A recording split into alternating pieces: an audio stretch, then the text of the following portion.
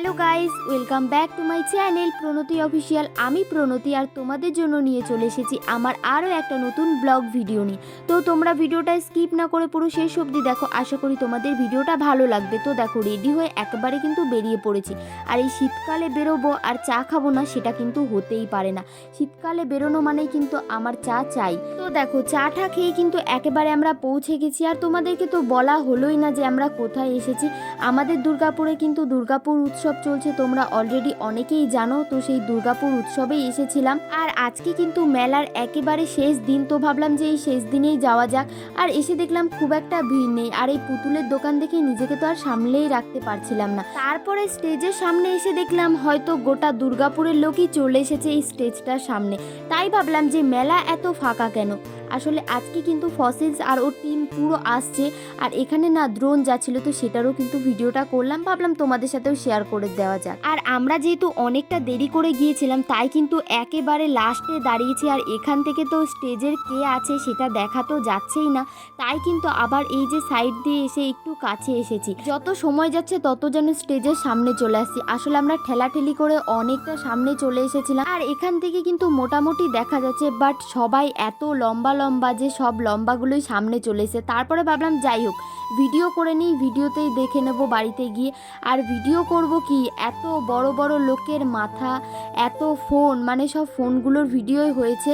তো সেগুলো আর তোমাদের সাথে শেয়ার করলাম না, তার জন্য কিন্তু আজকের ভিডিওটা একটু ছোট হয়েছে, তো তোমরা কিছু মনে করো না।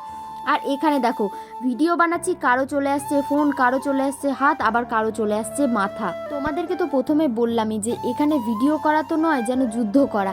আর তারপরেই যেন মনে হচ্ছিল সব ফসিলসগুলো আমার পাশেই এসে দাঁড়িয়ে আছে। মানে সবাই এত গান করছে আর আমি এর মধ্যে একটা গানও জানি না। সত্যি কথা, ওখানে গিয়ে আমার মনে হচ্ছিল যদি আগে জানতাম তাহলে হয়তো কটা গান মুখস্থ করে যেতাম, তাহলে তাদের সাথে গানগুলো করতে পারতাম।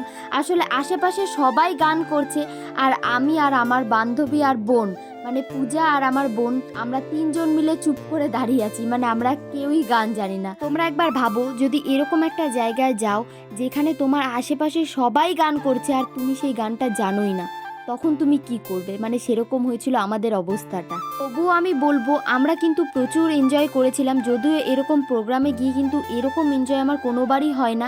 আর জানো তো, এখানে না একটুকু নেটওয়ার্ক ছিল না। আর আমার বাড়ি থেকে কন্টিনিউ ফোন করছে, যেহেতু আমরা তিনজন মেয়ে গিয়েছিলাম, কোনো ছেলে যায়নি, তাই জন্য কিন্তু বাড়ি থেকে অনেকবার ফোন করেছে। আর কিন্তু আমাকে একবারও ফোনে পায়নি, এখানে এক ফোঁটাও নেটওয়ার্ক ছিল না। আর এই যে এখন কিন্তু প্রোগ্রাম শেষ হয়ে গেল, গোটা লাইট বন্ধ করে দিল। আর এই যে এখন কিন্তু যে যার বাড়ি যাওয়ার উদ্দেশ্যে রওনা দিয়েছে। আর আমরাও কিন্তু এদিকে বাড়ি যাওয়ার জন্যই চলে যাচ্ছি। আর এখানে না আমাদের সেরকম কিছু খাওয়া হয়নি। তারপরে ভাবলাম ঘুরতে এসেছি আর খাবো না, সেটা তো হতেই পারে না। তাই জন্য কিন্তু এই যে এখন চলে গিয়েছিলাম মোমোর দোকানে মোমো খাওয়ার জন্য। আর বাড়িতে ফিরতে ফিরতে 11টা বেজে গিয়েছিল। তো চলো, আজকের ভিডিওটা এই পর্যন্তই। তোমাদের যদি ভিডিওটা ভালো লাগে তো অবশ্যই like, comment, share and subscribe করে দিও। চলো বাই, তোমাদের সাথে দেখা হচ্ছে নেক্সট কোনো ব্লগে। ততক্ষণ সবাই ভালো থেকো, সুস্থ থেকো। Thanks for watching guys.